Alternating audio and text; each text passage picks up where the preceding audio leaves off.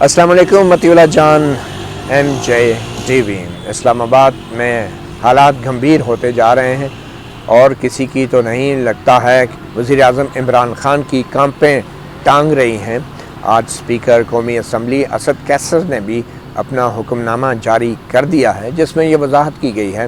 کہ عدم اعتماد کی قرارداد پیش کرنے کے لیے جو اسمبلی کا اجلاس طلب کیا جانا تھا، وہ اجلاس 21 تاریخ کو آئینی طور پہ 14 دن پورے ہونے تھے اور 21 مارچ کو طلب ہونا تھا۔ اب وہ اجلاس 25 مارچ کو طلب کیا جائے گا۔ اس کی وجوہات یہ بتائی گئی ہیں کہ 23 مارچ کی پریڈ ہے اور 23 مارچ کو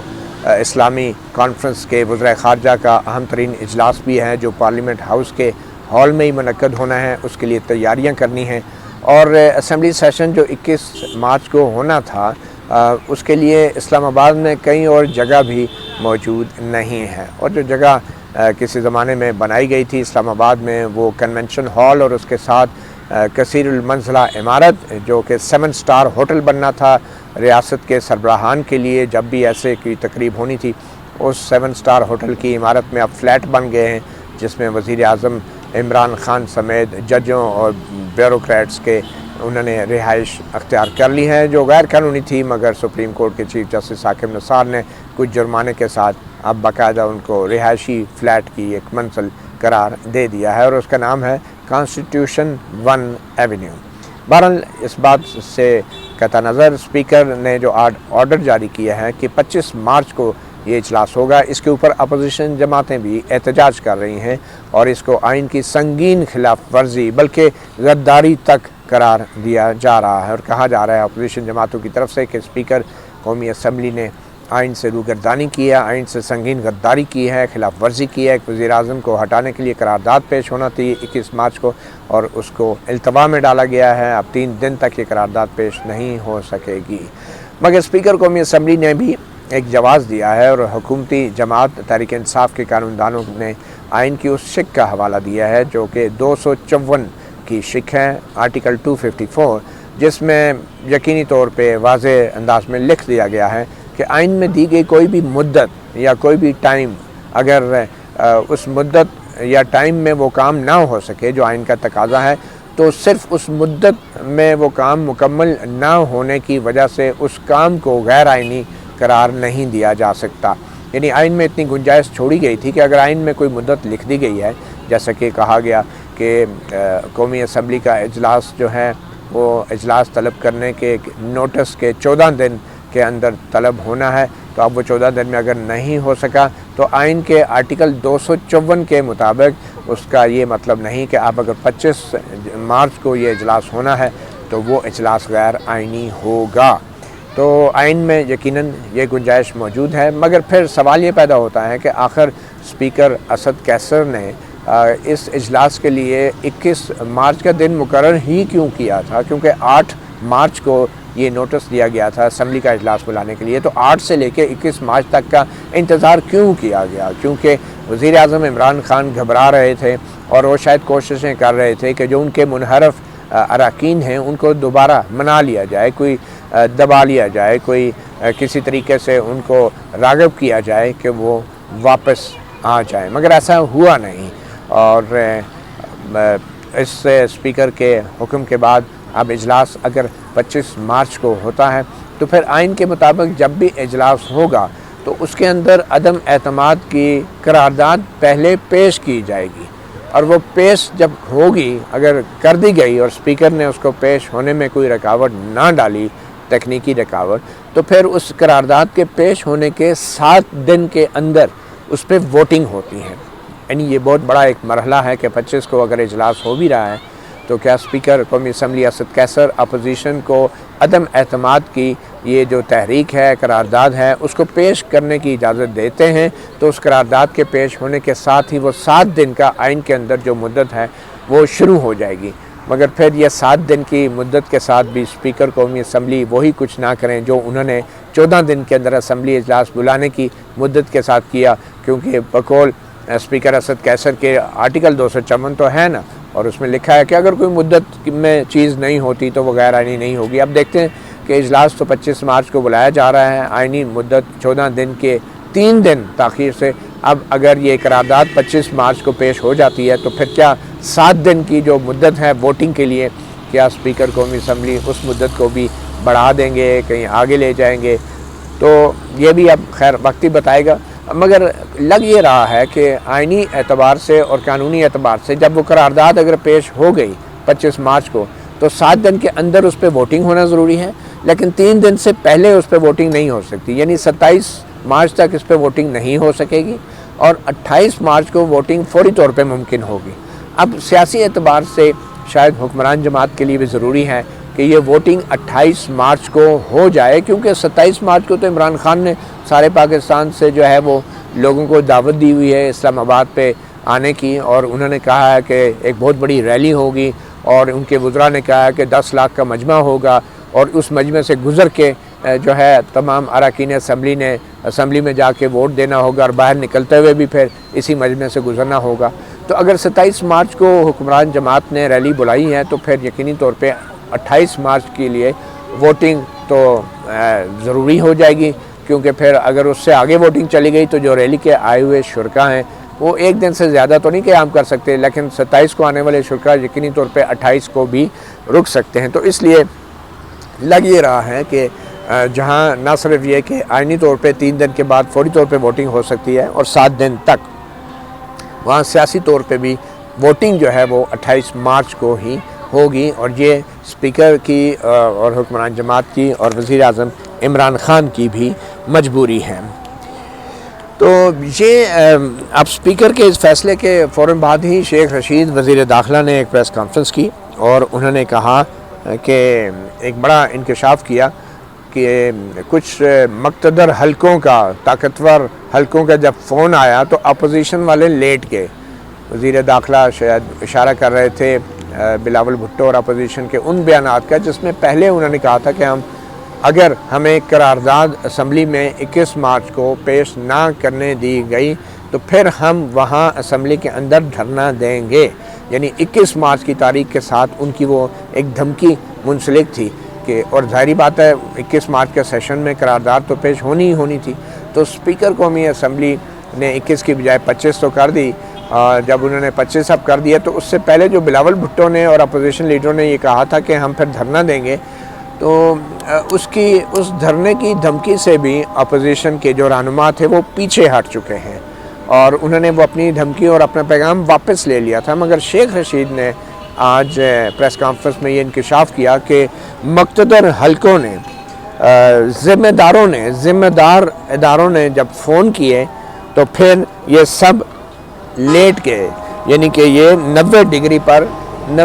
پر لیٹ گئے. یہ شیخ رشید وزیر داخلہ کی زبان تھی جو آج انہوں نے استعمال کی، اور یہ یقینی طور پہ ذمہ داروں کا جو اشارہ کر رہے ہیں، ان کا اشارہ شاید نیوٹرل قوتوں کی طرف تھا جن کو جو ادارے کہہ رہے ہیں کہ ہم نیوٹرل ہیں، اور یہ وزیر داخلہ اس بات کی اب تصدیق کر رہے ہیں کہ شاید وہ اتنے بھی نیوٹرل نہیں ہیں. تو یہ ایک بالواسطہ ایک الزام بھی لگایا جا رہا ہے کہ جو بھی ادارے وہ اتنے نیوٹرل نہیں ہیں. پھر انہوں نے کچھ بد زبانی بھی کی،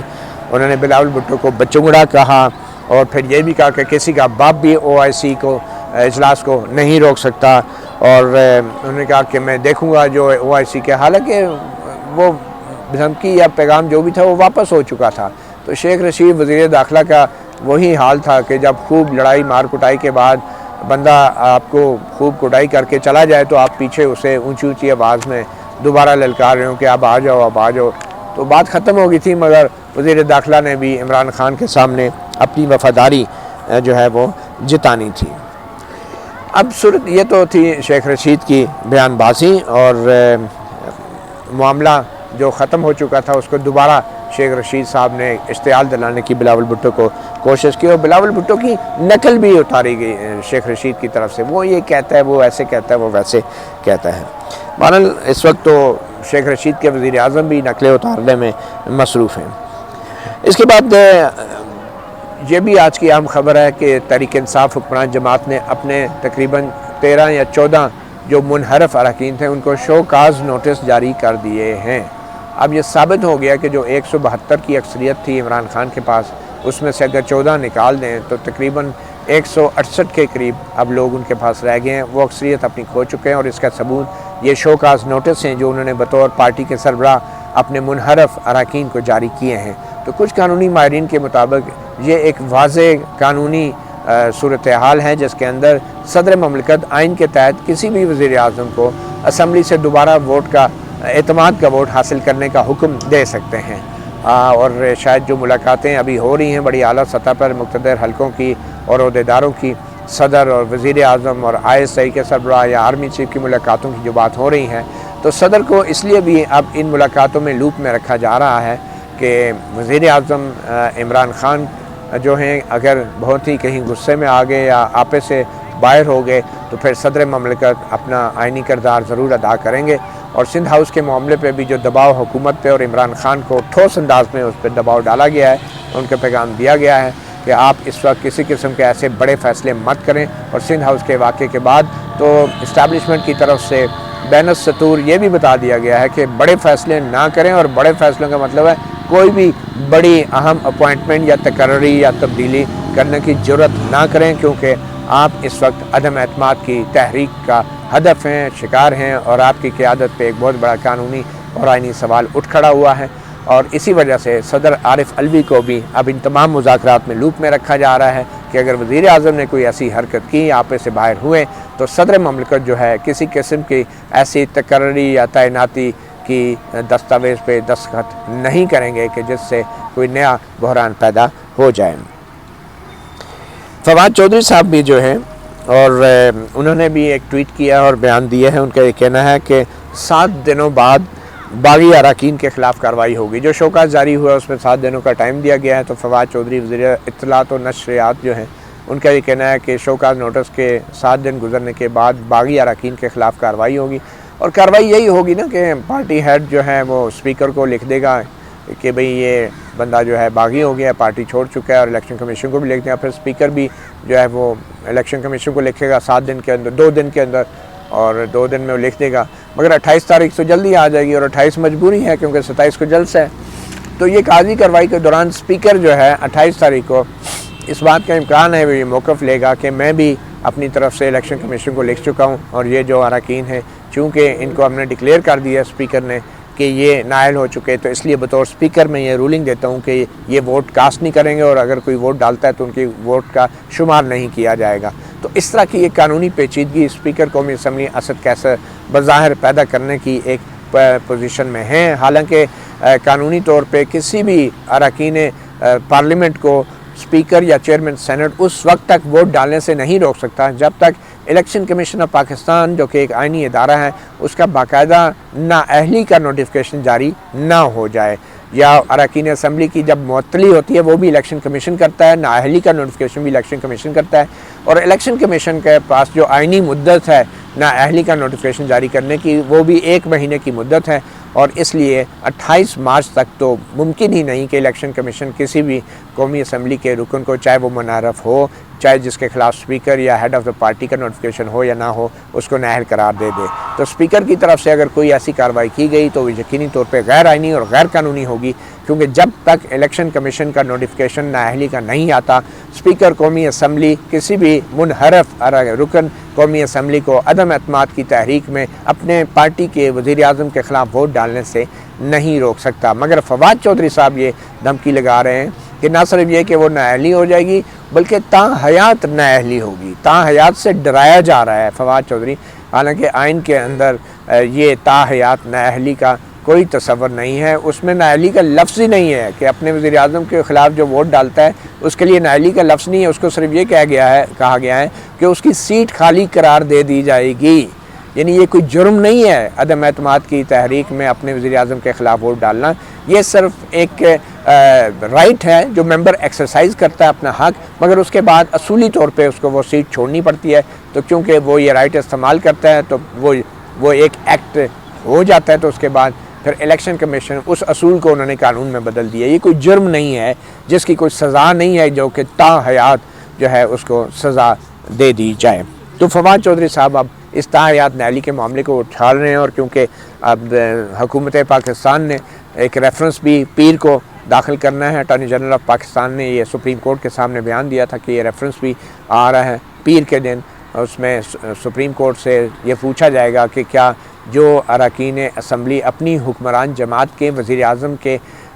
خلاف عدم اعتماد کی ووٹ کے لیے ووٹ کرتے ہیں تو کیا وہ تا حیات نااہل ہوں گے یا صرف اپنی سیٹ سے ہی نااہل ہو جائیں گے؟ تو یہ سوال تو ایک گھڑا گیا ہے، ایک بنایا گیا ہے، جیسے میں نے پہلے کہا اپنے پچھلے ویلاگ میں، یہ صرف دباؤ ڈالنے کے لیے ہے، آئینی طور پہ یہ بہت واضح ہے، مگر پیر کو اب یہ معاملہ بھی سپریم کورٹ کے سامنے ریفرنس کی شکل میں فوری طور پہ ٹیک اپ ہونے کا امکان ہے، کیونکہ پیر کے دن ہی سپریم کورٹ بار ایسوسی ایشن کی طرف سے بھی ایک آئینی درخواست دائر کی گئی تھی، جس کا سو موٹو نوٹس لے لیا ہے سپریم کورٹ نے، از خود نوٹس لیا، اور چند گھنٹوں کی نوٹس میں وہ ایک ہنگامی سماعت ہوئی ہفتے کے دن، جو کہ ہفتے کے دن عام طور پہ سماعت نہیں ہوتی۔ چیف جسٹس امتا بندیال پر کی سربراہی میں قائم ایک بینچ نے معاملہ پیر تک اس کو ملتوی کیا تھا اور یہ جواب طلب کیا تھا، اور حکومت سے کہا تھا کہ کسی کو بھی آئینی طور پہ آپ کسی رکن اسمبلی کے جو آئینی ذمہ داریاں ہیں یا عدم اعتماد کی ووٹ میں کوئی اگر آ رہا ہے آپ اسے روک نہیں سکتے، اور حکومت کو یہ واضح طور پہ سپریم کورٹ نے کہا تھا کہ تمام اراکین اسمبلی کی سیکیورٹی کی ذمہ داری جو ہے وہ حکومت کے اوپر آتی ہے۔ مگر ساتھ ہی سپریم کورٹ نے یہ بھی اپنی ایک آبزرویشن میں ہفتے کے روز کہا تھا کہ جو عدم اعتماد کا معاملہ ہے، ووٹنگ کا معاملہ ہے، وہ سپریم کورٹ کے دائرہ کار میں نہیں آتا۔ تو یہ آبزرویشن انہوں نے لکھ دی ہے۔ اب دیکھیں اسپیکر اگر اس کا ناجائز فائدہ اٹھاتے ہوئے اپنی کوئی ایسی رولنگ دے دے کہ ان کے ووٹ کو شمار نہ کرے یا ان کو ووٹ ڈالنے نہ دے، تو پھر یہ بڑا مشکل ہوگا سپریم کورٹ کی اس آبزرویشن کے بعد کہ آرٹیکل 95 جس کے تحت عدم اعتماد کی ووٹنگ ہونی ہے، وہ بقول سپریم کورٹ کی ریمارکس کے آبزرویشن کے وہ سپریم کورٹ کی جورسڈکشن میں یہ معاملہ نہیں آتا۔ بہرحال یہ تو اب منڈے کو پتہ چلے گا کہ جورسڈکشن میں معاملہ آتا ہے یا نہیں۔ ایک اور اہم معاملہ جو ہے وہ آج وزیر اعظم نے جو تقریر کی ہے آج درگئی میں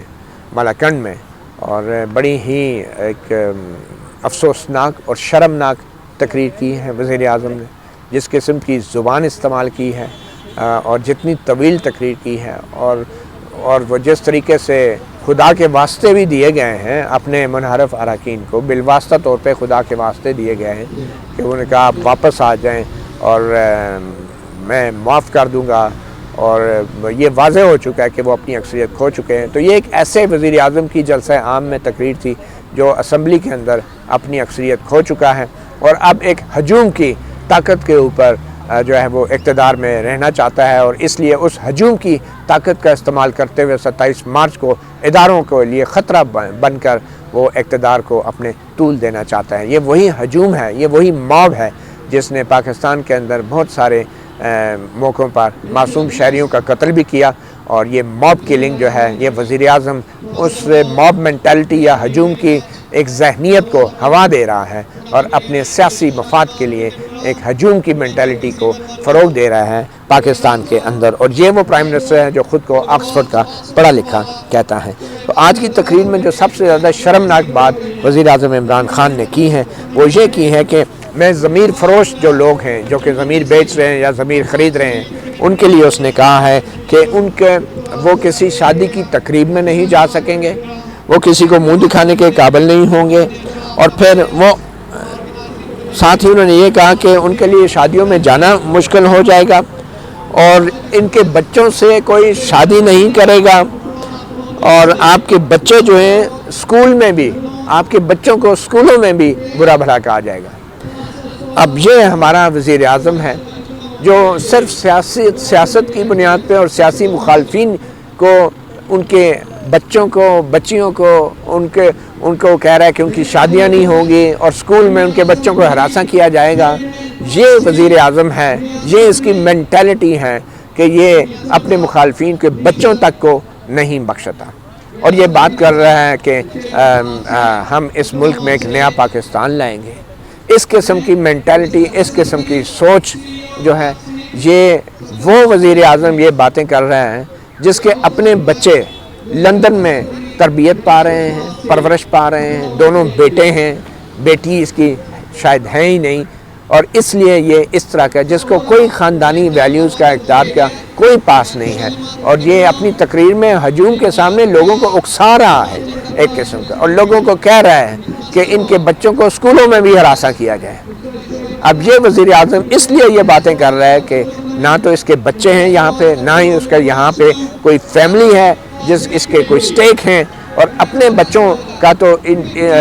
کچھ معلوم نہیں ان کی تعلیم و تربیت کس حساب سے ہو رہی ہے، مگر پاکستان میں رہنے والے بچوں کے بارے میں، اپنے سیاسی مخالفین کے بچوں کے بارے میں اس طرح کی باتیں انتہائی شرمناک اور افسوسناک اور انتہائی گھٹیا اور گراوٹ کا جو ہے ایک عکاس کرتی ہیں، اور میرے خیال میں وزیر اعظم عمران خان کو اپنی آج کی تقریر پر شرمندہ ہونا چاہیے، اور وزیر اعظم عمران خان کو قوم سے معافی مانگنی چاہیے کہ اپنے جاتے ہوئے اقتدار کی خاطر وہ اس حد تک ذہنی گراوٹ کا بھی شکار ہو سکتے ہیں۔ اب دیکھتے ہیں کل سپریم کورٹ میں کس قسم کی کارروائی ہوتی ہے، سماعت ہوتی ہے، کس قسم کے سوالات اٹھائے جاتے ہیں، مگر ایک بات واضح ہو چکی ہے کہ جو آج کی وزیر اعظم عمران خان کی تقریر تھی اس سے یہ چیز ثابت ہو گئی ہے کہ وزیر اعظم عمران خان کے پاؤں اکھڑ چکے ہیں اور ان کی کام پہ ٹانگ رہی ہے۔ مطیع اللہ جان، MJ TV سے اتنے، اجازت دیجیے، اللہ حافظ۔